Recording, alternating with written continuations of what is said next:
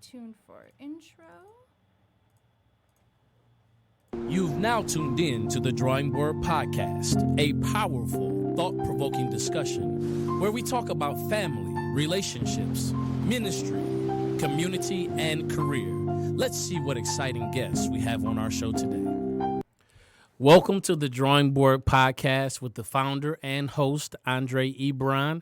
I am here tonight, and you know that our topics always align with family, relationships, ministry, community, and career.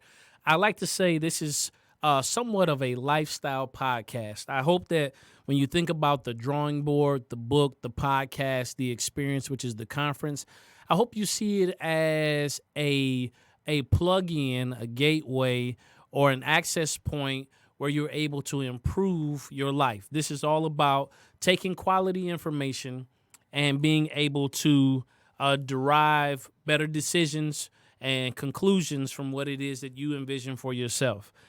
Tonight, we are going to talk about the topic that it is something that has been talked about for eons, but we're going to address it head on from your thought life. And we're going to talk about identity.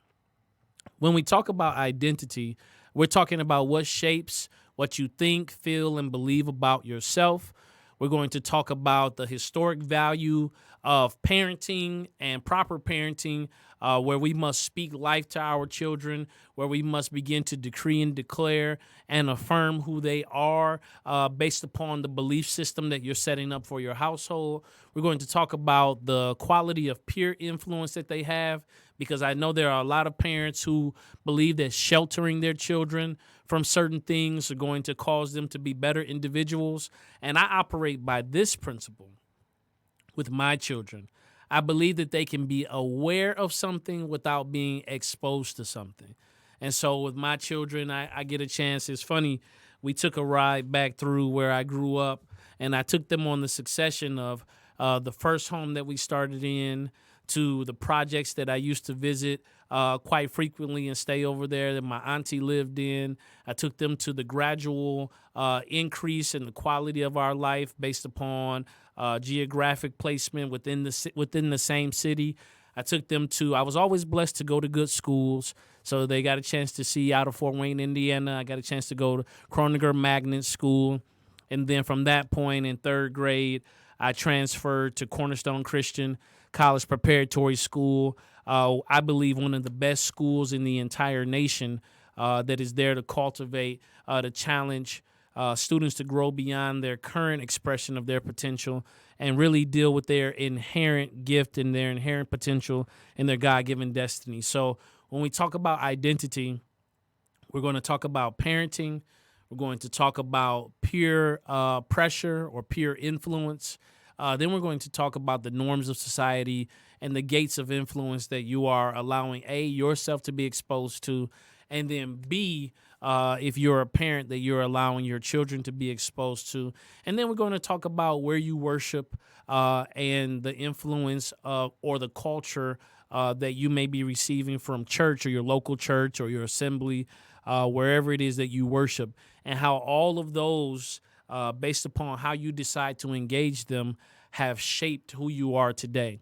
And the question that I have to ask you today, with so many people looking for validation from social media or looking for validation within their household from their husband or their wife or from their children. Some people are even seeking validation from their children that they're actually being a great parent, or that you're looking from your best friends or your frat brothers or your sorority sisters. You're looking for affirmation and validation.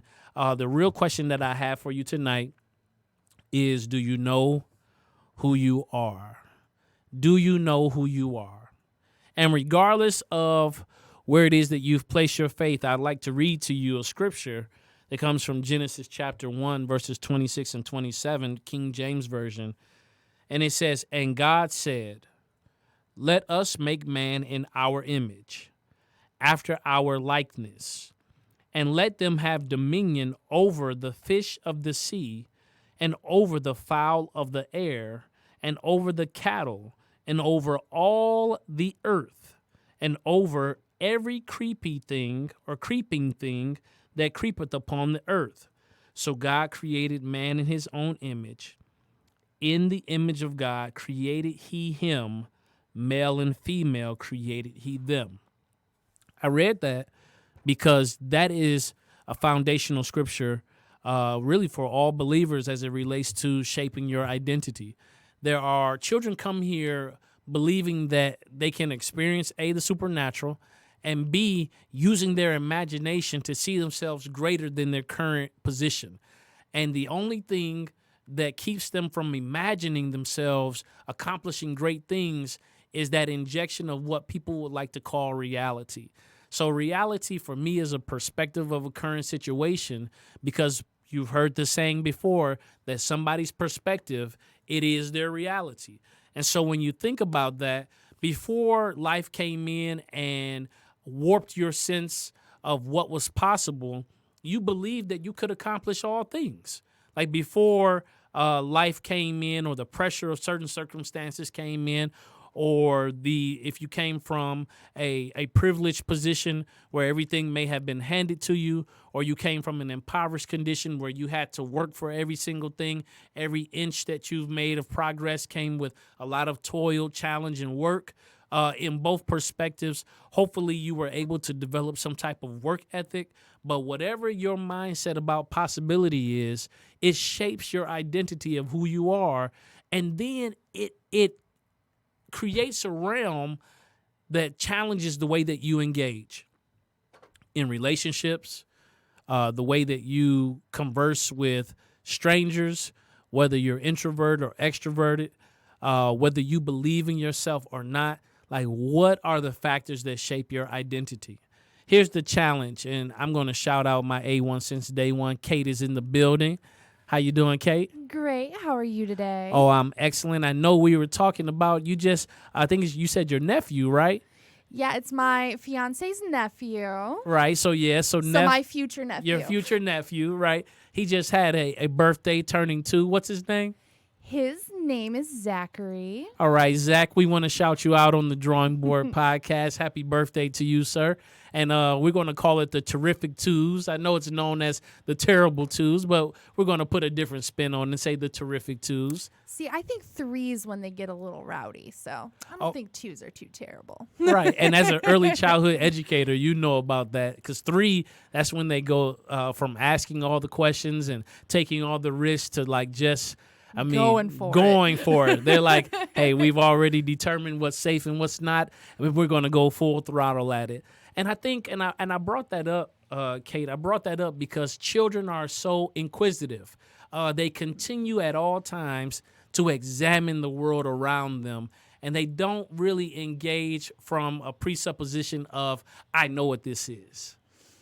Very exactly. I actually spend a good portion of my day just answering questions, but we always encourage it because if they're asking a question, it's out of genuine curiosity and they want to learn or they have interest or they at least want to know why something. Like one of my students, they asked the other day about work and if work's fun and if meetings are fun. And it's like you're trying to explain like they can be, some aren't, some are. And he's like, well, what's my job? And it's like, your job is just to learn. You're young. Your job's to learn. But I love that they ask questions, though.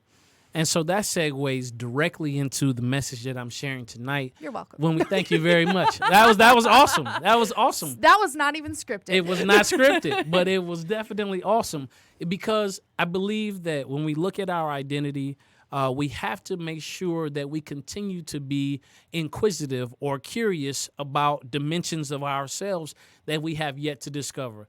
I'll share that there are certain relationships that I engaged in or were privy to have that opened up a whole new dimension of my thinking, or as people will know, there are levels to this. And when you get around people who are, let's say, there's a creative side to me. I love to draw. I love to write. I'm telling you, my wife has a bank of poetry that I wrote, and I write every so often now as it relates to poetry, but a bank of poetry that I used to just write and write and write and write.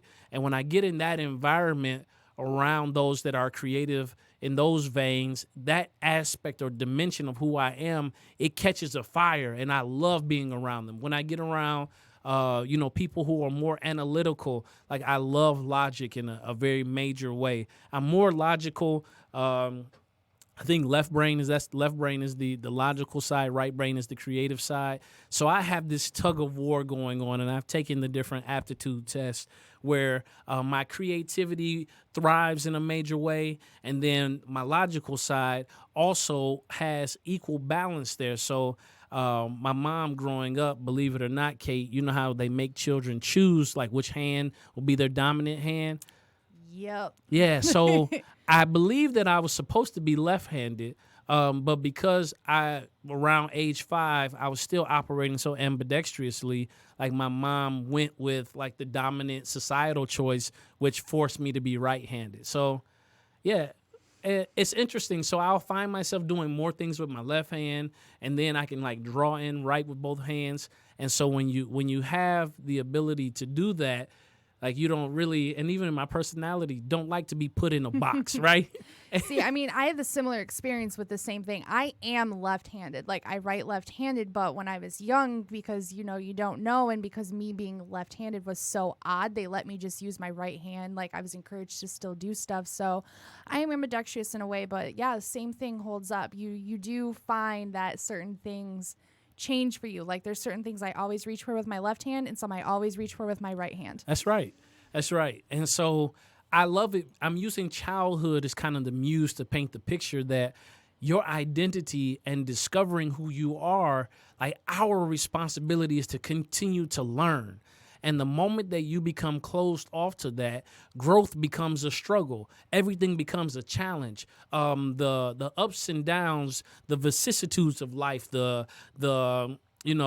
precarious positions you'll find yourself in, like instead of taking those as learning opportunities, you'll allow like that depressive state to kick in, like, oh my God, I can't believe this is happening, when it's really just another opportunity to engage and learn more about yourself. I know that you've heard people say it over all type of motivational platforms that they've learned more from their failures than they did from their successes. And I would like to share this. You'll learn more about yourself. Now, Kate, I know you're getting married, right?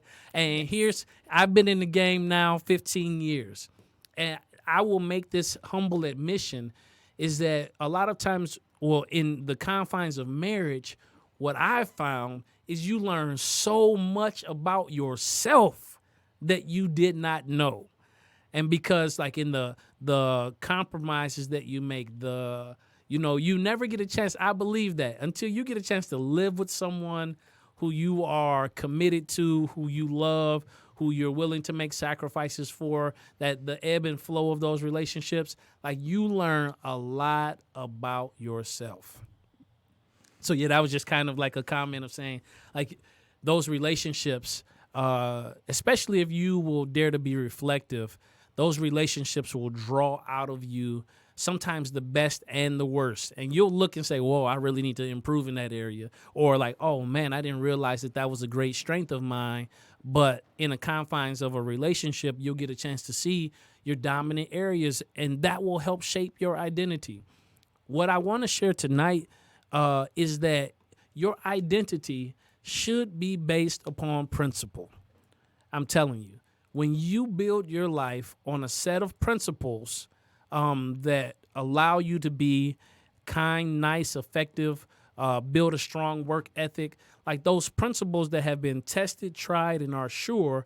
And for me, those are biblical principles. Those principles, if you look in every motivational vein, every inspirational vein, the books that are bestsellers, they use those principles in context to make whatever point they are making. And so those principles stand as sure. I'll tell you that. And it'll continue to stand as sure, where the word of God says heaven and earth will fade away, but his word, those principles, line upon line, precept upon precept, it will never fade away. So when you think about your image, whose image are you reflecting? I'd like to say that my current actions are a reflection of the future to come. So your future is not a mystery. Your future is encased in the current decisions that you're making today. And the current decisions that you're making today are a byproduct of the thought that you had yesterday. The thought that you had yesterday is the direct result of something that you heard and or believed, and you chose to make a decision. What am I saying? I'm saying that your identity, your image, will not rise above your thought life, and your thought life will not rise above your commitment to getting quality information about who it is you can become. I loved First Lady Michelle Obama's book, Becoming, that continual evolution of who you have the potential to be, the good, the bad, and the ugly. Dr. Oscar J. Dowdell Underwood Jr., the apostle of Cathedral of Praise International in Fort Wayne, says that we are the sum total of all the decisions that we're making. And so you have to make sure that what you're consuming through your eye gates, through your ear gates, what you're daring to speak out of your mouth, that is reflective of the life that you want. And that's something that I want to share. You have been made in the image of God, who was eternally existent and desired relationship and created man, and then said, there's nothing dividing you and I. And so definitely our thoughts are not his thoughts, our ways are not his ways, as high as the heavens are above the earth, yes. But we have access to that through the Holy Spirit.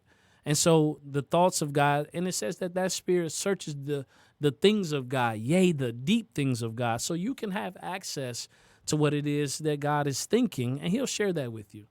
And so when people begin to make, this is what happens. When people begin to make different decisions about where they want to place you in their life as it relates to relationships, people begin to reflect and be introspective about someone else's decision about them.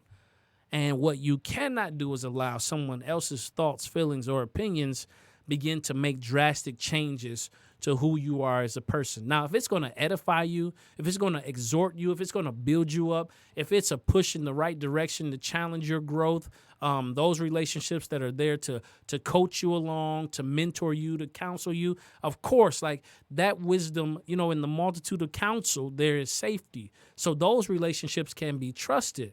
But when you're talking about somebody whose life is not proof positive of the change that you would like to see, my question is, why would you invest so much of your worth in the words of someone else?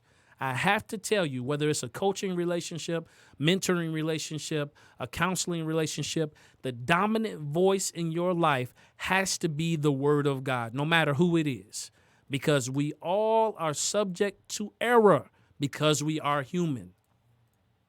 So it doesn't matter. You have to make sure that you are trying that wisdom by the word of God. And everybody can be well-intended. Everyone can have their course of history where they have proven success. But if it is not you, then you can eat the meat. That means take from the wisdom of it and throw away the bones. You would be surprised how many people have given me their spin on what they feel I should do with the drawing board, with the book, with the podcast. There's been a lot of conversation around the conference and, what should happen next. Should I do it? Should I not do it? People who are happy that I've done it, people who are unhappy that I did it, people who have all types of feelings about the things that I have done with the drawing board brand. And the positive things that people share, oh man, you should do this next, you should do that next. If it's not character to the vision that God has given me, then I'm not going to move in succession with those comments. Although it's good, although it could make it happen, no, I have a set course that I'm following, and this is the way that I'm going. It's the brands that you build have to be character to your character, if that makes sense. It has to be character to who you are. And you'll realize in your businesses, and that's why it's good to operate within a team and have someone there to supplement your areas of weakness, because you will duplicate both your strengths and weaknesses in your business. And you have to make sure that when you are doing that, and this all courses back to, you have to know who you are and be firm in your identity. I'm telling you now, from the block to the boardroom, the name of the game is respect. And most people have a difficult time extending respect to other people because they have not learned first to respect who they are. And if you don't know who you are, if you don't understand whose you are, it's very difficult to find a baseline of respect, because you keep operating from this fluid perspective of, I don't know who I am. I don't know who I am. I don't know who I am. And of course, that is for me, that was like the teenage question that came up, like, who am I? Who do I love? And, what was it? Who am I? Who do I love? What will I become? And those were like some of the main, and what's my purpose? And so those were some of the main questions. And if you realize, at a teenage age, you're like, okay, well, this was me as a teenager. Like, do I desire in my life to be married? And I made a decision as a teenager that I strongly wanted to be married. And so in my teenage relationships, I was overly serious because I had made this decision that I wanted a long-term relationship. And my mom used to say, boy, you're going to scare these girls away, because as a teenager, they're not looking for these long-term relationships. And hey, it worked out for me in the end. So I would encourage everybody to be true to who you are and allow that evolution of who you are to stay constant to the principles you believe. So as you're evolving and you're becoming, like, it's not that you in some ways take on a whole new course of principle or you go an entirely new direction, but it is that your awareness and that your revelation of those principles, that revealed truth, from spending time with God, from surrounding yourself in a community of faith, that you're hearing that word preached or taught, or should be both preached and taught, and you're getting the crux of what it is that you truly believe. A lot of people proclaim things that they haven't fully investigated. So when I say that you are an heir of the promise of salvation, that you are the seed of Abraham, that you are joint heirs with Jesus Christ, that he's made us to sit in heavenly places with Christ Jesus. When I tell you that you've been made to be the first and not the last, above and not beneath, the lender and not the borrower, when I tell you that you have dominion on this earth, like, you have to investigate, what does that mean particularly, because that is the general word to the body of Christ. This is who you are. You are the salt and the light in the earth. You are like a city set upon the hill that cannot be hidden. You are king's kids. You have, as Christ was in the earth, so shall you be in the earth. That was what he proclaimed to us. And so now what you have to do is begin to become, just like when I was talking to Kate about her nephew and talking about the other kids, you have to become curious enough to ask questions of those who you believe have the answer to your questions, and then reflect introspectively and say, what does that mean to me? How does that apply to my life? And then start making decisions in the direction of your destiny. You are headed somewhere, but you have to be headed on a course that is character to your identity.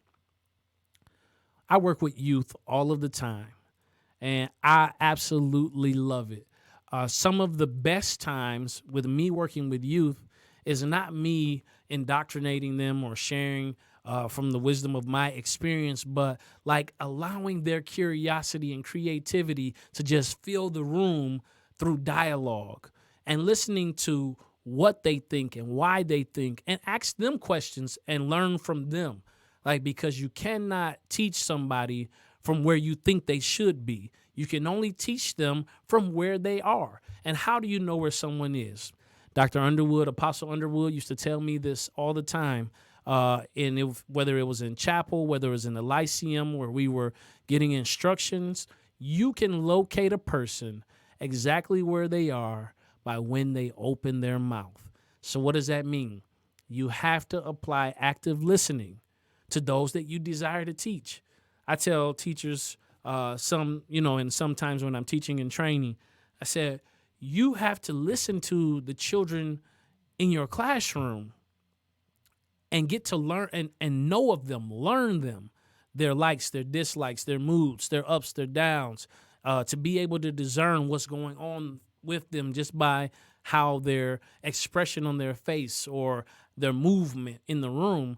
Because if you won't take 10 to 15 minutes to listen to them, they're going to find it very difficult to sit there and listen to you for 45 minutes. Think about it, you yourself. You ever been in a conversation with someone and they are dominating the conversation with talking to you about things about themselves? They are just talking and you're like, okay, all right, yes. And then you try to sneak something in there so that you can, engage the conversation and it's reciprocal and there's some mutual sharing going on. And they'll take whatever point you make and they'll bring it right back to something with them. And I have this just this itching thought, like, all of this cannot be true. When you're sitting there listening to it, and maybe that was a private thought that I should have kept private, but it's one of those things where everything that I share, you have some type of experience that correlates to it, or you found a way to connect the dots with something that is totally unrelated just because you want to go back to talking about, something you want to share. And here's the number one giveaway for people who I've met who actually have a firm grip on who they are, who understand their gifts, their talents, who operate firm in their beliefs. They're generally principle-oriented people, is that they don't have to cram all of who they are into one conversation. People who know who they are, you get a chance to experience their personality through their actions. And man, that is such a refreshing thing, to be in the presence of people who know who they are, because you don't have to stop every 5 minutes to validate or affirm something that they've done. They are very clear about what their weaknesses are. They're very clear about what their strengths are, and they are committed to growing every single day. Man, those are refreshing conversations. Those are refreshing environments. One of the people that blesses me every single conversation I have with my cousin. He's my cousin-in-law, but we don't do like cousin-in-law. He's my cousin Darius, with Creative Minds down in Atlanta. Man, every single time that I talk to him, I walk away from the conversation like fired up, motivated, ready to take on the world, ready to, advocate for the children and families whom I believe, ready to operate fully in my gift, just there to like, hey, man, listen, when you operate with someone who is a free thinker, someone who knows that there's really no endless end to the possibilities, and that you can live out your full life and engage people on your terms when your intent and your motive is tight. Like, that is somebody who knows who they are, and it is a continuum of becoming. So you have to get a person in your life that is there that can encourage you, but not someone who is there to reshape what you believe about you. And I say that in the context of, yes, sometimes people are there to help reshape if there's a warp, or if there's something that's hindering your progress, or if there's some negative narrative that you have about yourself. Yeah, there are relationships there to stop that, to help push you in the right direction.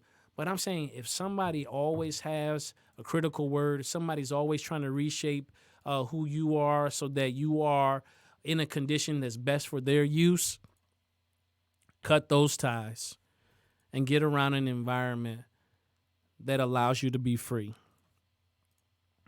I'm telling you, I have gotten to the point where I limit a lot of conversation. I limit a lot of environments that I go into that don't speak and align with who I am and where I'm going, because that becomes a waste of time. But I make sure that I entrench myself in environments with winners, people who are accomplishing great things, people who won't be envious of your success, people who won't have, all of these observations and glib comments about the things that you're doing, but will always see the potential in what it is that you're trying to do, and then ally, if they can, or provide some type of assistance to push you further.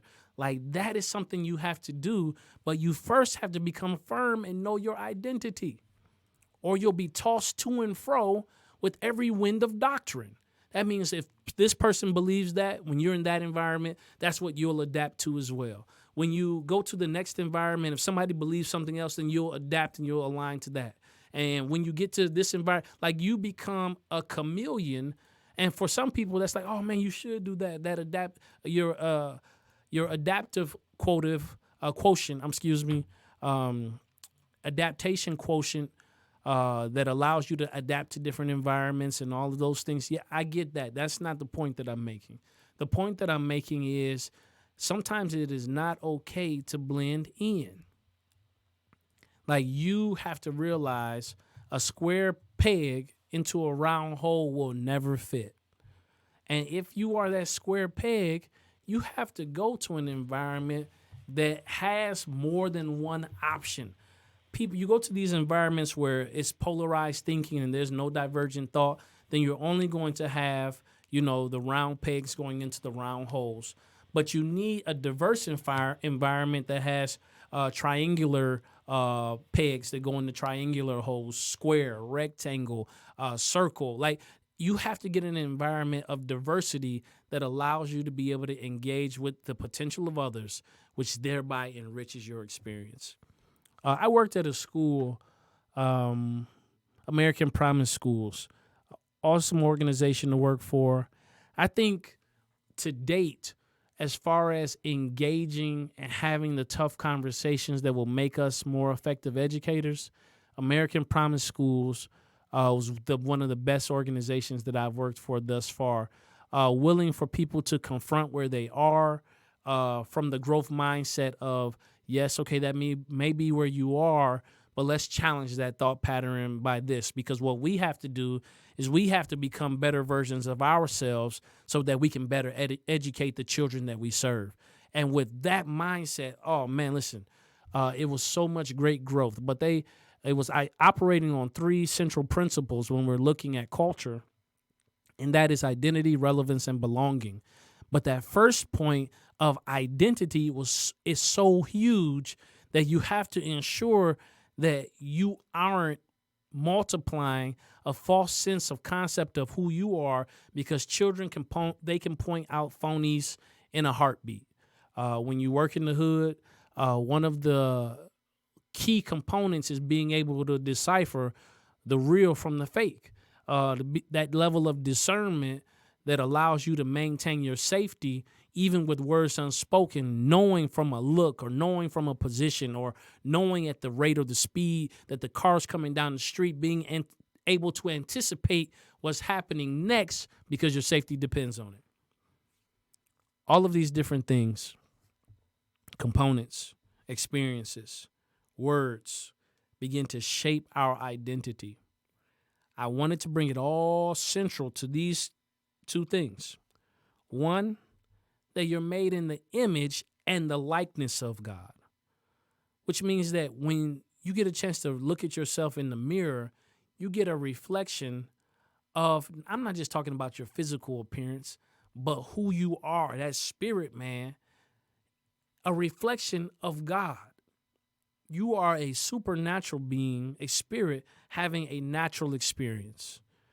And you realize that you are three-dimensional, that you begin to engage your holistic life, the quality of your life, body, mind, and spirit from that point. When you begin to marry those three and there's some synergy that occurs, you'll find that you'll be at peace. Because within the triune God that I believe in, the Father, the Son, the Holy Spirit, being one God, and three different demarcating assignments to the body. One to set up principle. That Father is always there. He's constant. He's the same yesterday, today, and forevermore. You know, the character of Christ yields compassion. That identity that is shaped, we see to be Christ-like. That's what makes us Christians. That compassionate heart to walk in love, to stand for principles, to speak the truth in love, to come with truth and grace, to be Christ-like. That is our character. Our identity is hidden in God with Christ. And so God spoke. He said, let us make man in our image and after our likeness. So I look like him. I have the predilection and the propensity to be like him. He's even commanded us to be little g gods in the earth, that we cannot begin to have dominion or dominate absent our connection to the capital S spirit or the capital G God. Our spirit, lowercase s, housed inside of us, begins to rule and dominate when we keep that vertical connection between us and God clear of anything that would abstract or obstruct us from knowing who we are. There's a host of I ams in the Bible that will allow you to speak over your life daily, those positive affirmations about who God has called you to be. And at this point, you have to come to a juncture of knowing that God, he has nothing but the good for you. My pastor, chief apostle, Dr. Carolee Dixon, said, but it's really contingent upon how you engage, your level of obedience. Isaiah chapter 1, verse 19 says, if you're willing and obedient, you shall eat the good of the land. All of these things are contingent upon your ability to apply the discipline of principles in your life. Now let's talk about parenting as it relates to identity. When I became a parent, man, listen, that was one of the most exciting and also nervous experiences in my life, to see someone come into the earth who is 100% dependent upon me to provide a foundation for who they will become, as well as a safe environment for them to become that. Their entire future is hinged upon my ability to do that. And while I have an awesome mother, and I have a myriad of examples of some awesome dads, because I built, the father that I wanted to become. I built that from my engagement and experience with men in my community, because I, like many other young men, grew up without my father present in my life, but I knew that I could not parent from that pain. And so then I had to engage with someone who I knew had the answer. So I asked my pastor, and I said, Pastor, I don't want to parent from my position of pain. What should I do? And she told me, she said, son, you're going to get it. Well, told me a couple things. That I was going to get to experience the fatherhood of God in a way that I had never experienced it.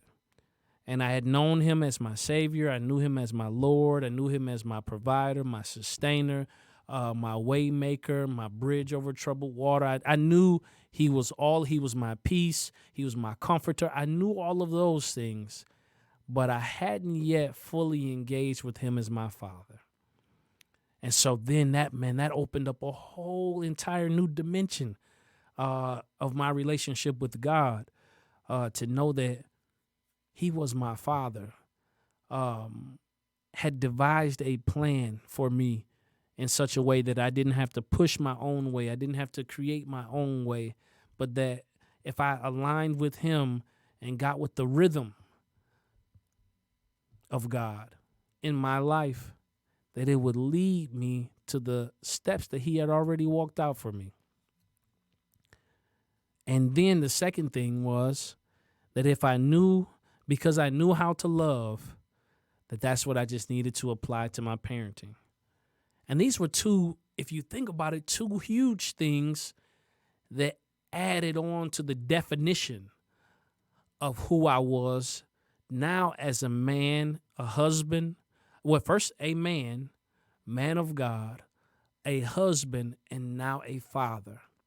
So the titles, the different things, now I'm not talking about like your occupation. We'll get on that in a second. But the different roles you play in different relationship, son, brother, husband, father, those bring definition. It's like when I was running track, cut like a fine diamond. I was working out all the time. the different exercises you did brought definition to your body. It wasn't the core makeup of your body, but it brought definition to your body. I know you're probably like, yeah, you need to go back and work out now. I'm on it. I'm working on it. All right. So when I learned and I took full stock in what my pastor said, man, I went after parenting with everything that I had. And still, to my daughter, Christian, who's 13, and my son, Andre, who just had a birthday on July 27th. He's 12 now. I realized that I have, as it relates to these foundational years, before they are getting ready to go and experience life on their terms and begin to walk out the plan that God has for them, like I have less time in front of me than I do behind me. And we go from that position of leading your family, your children, it's always a position of leadership, but it's the grace to go from leading in front of them to now guiding them along the way. So the game followed the leader. You think about it when you were young, everything that the leader did, you were supposed to do. It was kind of like Simon Says, so if the leader went to the right, you went to the right. If the leader went to the left or went up or down, you had to do exactly what the leader did. But when you're guiding someone, they have a little more liberty and freedom to make decisions. And man, let me tell you, I experienced this with my younger siblings. One of the most challenging things is when somebody you love, that you have been leading and teaching and guiding, when they start to make decisions that you might feel are not in their best interest, but you have to allow them, as my pastor would say, make the journey. You have to allow them to have their own journey and be right there to help them up, continue to guide them and lead them, cover them in prayer. So, yeah, that's another dimension of parenting that I haven't experienced yet, but I have experienced that as kind of like a brother dad, with my sister and with my siblings. And what broadens my perspective as it relates to identity is when you, as a parent, have been responsible for helping to sculpt the identity or expose or develop or make your child self-aware of who they are becoming. That is such an interesting experience when they go from being little. And some of the kids, they come here with their personalities are just already blaring on 100% volume when they first arrive here. But then there are other children that you get a chance to see them kind of come into their own. You get a chance to kind of see them embrace who they are, kind of define what they like and what they don't like. You'll see that expressed through like their diet, what they like to eat, what they don't like to eat, what you expose them to as a parent. And this is something that's so funny about like my son and I is my son is getting a chance to experience the suburban life. We live in the suburbs of the city, and there are certain experiences that are character to live in a suburban life than it is from living in the city. And what he got a chance to realize, and I messed with him. I said I was going to stop messing with him about this. But when we say, oh, man, these guys are suburban kids, they don't know anything about, any hard knocks. They pretty much have access to everything. They're comfortable. You still develop in them a work ethic. So, yes, they're honor roll students. They're handling their business academically. They're engaged in extracurricular activities, et cetera, et cetera. But there were certain challenges that I experienced growing up. And while I had an awesome childhood as well, there were certain challenges that were there that helped me develop a certain level of grit.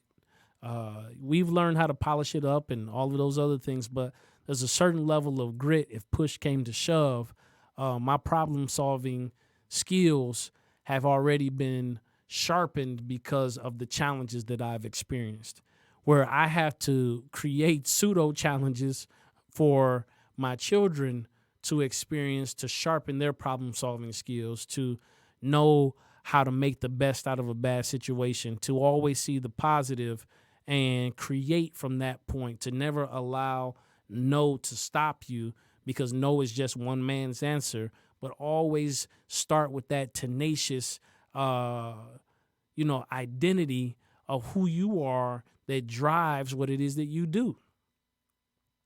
And I see that in education as well, as it relates to children who encounter math problems, or they're not, necessarily reading at a proficient level.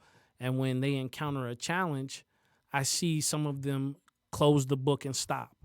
I see some of them on math just decide that they're not going to do the entire worksheet because they don't want to encounter a problem that they don't know how to complete. And I always tell them, if you knew everything that we were going to deliver on a daily basis, there would be no reason for you to report here every single day. I hope that I challenge you with something. This is what I tell them. I hope that I challenge you with something you don't know, so that we can begin the process. Because if I only give you what you know, you haven't learned anything. What does that mean in relation to parenting?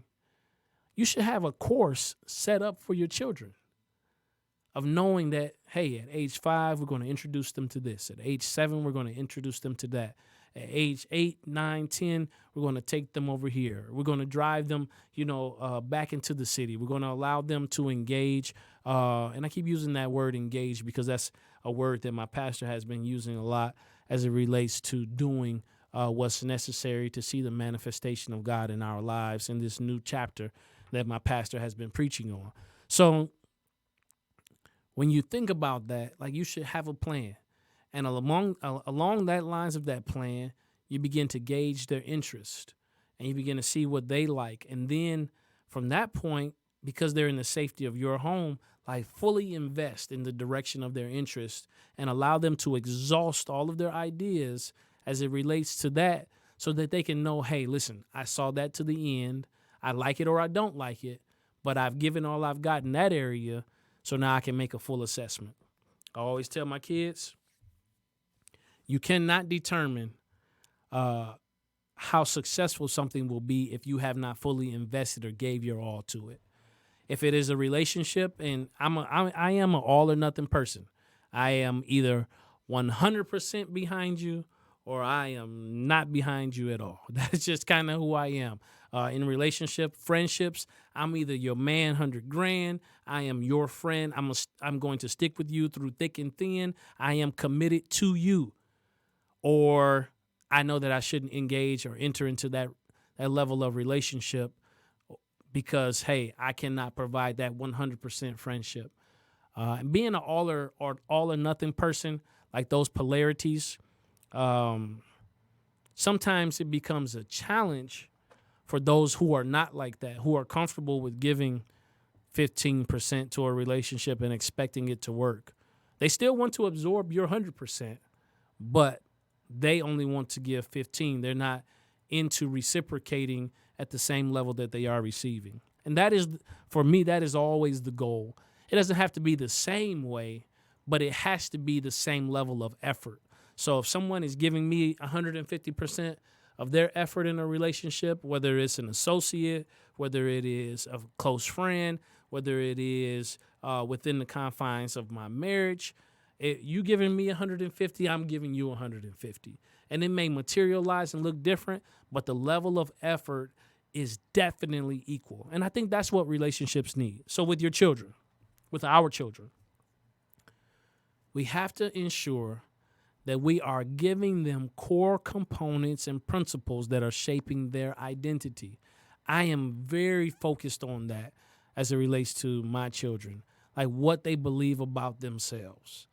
And sometimes you have to sit and listen, and it can produce some very uncomfortable situations. Here's the case in point. My daughter was participating in the program, and I know you all have heard about it, Pretty Brown Girl. Excellent program. Sherry Crawley and her husband, her team, Corey, and the entire team, excellent program. And so while I'm every day affirming, how beautiful my daughter is, how excellent she is, how intelligent she is, how compassionate she is, how gifted she is, and this is something that she's hearing from me on a daily basis, she has to form her own opinion about herself.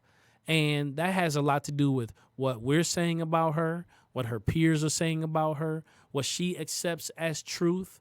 And so when she participated in Pretty Brown Girl, it unearthed some different thoughts that she had about herself and the way that she needed to digest and see herself, that I was like, oh, wow, I didn't know that you thought that, or I didn't know. So I learned in that moment, I was like, yo, I need to make sure that I'm sitting and doing, as I gave the advice there, doing more listening and not just pouring out into her life. I felt like as a father, if I continue to affirm her, if I continue to speak life to her, if I continue to tell her all of these things, then bam, that's just what it is. That's what it's going to be, because that's what I said. I've decreed it. I've declared it. I believe it. I affirm it. Yeah, all of those things are true. But the way that it will manifest in anybody's life will be upon their level of receptivity of what it is you said. And so while they believe everything you said, especially when children are in loving conditions and they know their parent loves them, and some of them feel like their parents are obligated to say nice things about them, sometimes it doesn't carry as much weight because they believe that in your parenting role that you're obligated to say that. And so what you have to realize is that, especially around those middle school years, those are the years that I'm in with my children, is that some of the dominant influence that comes in at that time is peer influence. Now, when I grew up, and how I run my household now, is I want to know your friends. I want to know your friends of your friends. I want to know the parents of your friends. Who are you talking to on a regular basis? Whose phone number is the most called number in your phone? Like, we have to check these things out, because when you engage in conversation, you have just now yielded permission for that person to influence what you think, how you feel, and what you believe. And I just have to make sure that I'm guarding, the gates for my children to ensure that they're not getting a whole bunch of gibberish or things that will be inconsequential to their destiny. That's just me. You could say overprotective dad. I'll take it. Hey, something I might need to work on. Comment below if you think that. But that's something that I do. And I talk to my children. I keep it 100% real about any question that they may have. And when I say I keep it 100% real, I also gauge the delivery method in which I present the information. Because sometimes you can expose your children to too much information that now puts them in an imbalance in how they're able to relate to their peers. I will tell you this, that at that peer level, there are conversations happening that will blow your mind. But you have to make sure that you stay, and I'm not saying be a friend to your child, no. But you have to have a healthy relationship with your child, that they feel comfortable sharing what they feel, what they believe, what they are thinking without judgment. It means that your love must go beyond this conditional position, like not just a position as your parent, but I am in relationship with you and I have an assignment to raise you in the fear and the admonition of the Lord. But I understand that is a process that is formed through relationship. So yes, I know people are like, Ebron, when your daughter starts dating, I know I've already told people that I'm well armed for those days. But no, in all seriousness, we talk about that even now at 13. We talk about dating. We talk about, how we talk about marriage, and we use our marriage, my wife and I, we use that as an example. And we tell them, we talk to them about how we met, our conversations, the things that people should or should not be saying to you, the conversations that are there to lead you in a direction that you don't want to go. You have to speak firmly and boldly and stand for what you believe in. Like, that is just what you should do. And be confident in that. And don't be swayed just because someone may feel that you become unpopular in their eyes. Like, what does that really mean? Like, I pointed out to my son and my daughter, and might be a good exercise for you as well, is that if you had the support of everybody you believed should be supporting you, what would that translate to as it relates to action? Okay, do they secure where you live? Do they influence, what it is that you do? And if you can answer those questions with, no, they don't, no, they don't, and no, they don't, then you need to begin to realize that their criticism has very little weight and value. The only people's criticism that you should take stock in and actually measure or weigh are those that are pushing you in a positive direction, because their criticism can be trusted, because their love has already been proven. With these last 5 minutes of the Drawing Board podcast tonight, I want to encourage you to go to my Instagram, and you can follow Andre_Ebron, or you can follow the business Instagram, which is Ebron Associates, and engage, share on the comments below. How has this helped you in any way? Like, are you firm in your identity? Are you still yet developing like who you are? And in the process of developing who you are, like, you don't have to have what everyone else has, but be very confident in what it is that you do have and present that to the world. Present that version of yourself to the world and realize who we are. Like, we all are under construction. We all are still developing. None of us have arrived yet. So take the pressure off. And when you take the pressure off, or the stress off of I have to be this way, or I have to be that way, or this environment requires me to be this way, what you need to learn to do is live authentically from your core, those principles. And as we close out, I'd like to say, if you have a conference, a panel, a podcast, a TV show, something that you feel that me lending my voice to that could enrich the experience for your followers or your audience, let's engage. Please give me a phone call or an email, info@ebronassociates.com, or my phone number is very clear, 313-663-8772. I can be reached directly there. And I'd like to just close out like I always close out, that your future, it is not behind you. It is not before you. It is within you. I'm Andre Ebron from the Drawing Board Podcast. God bless you.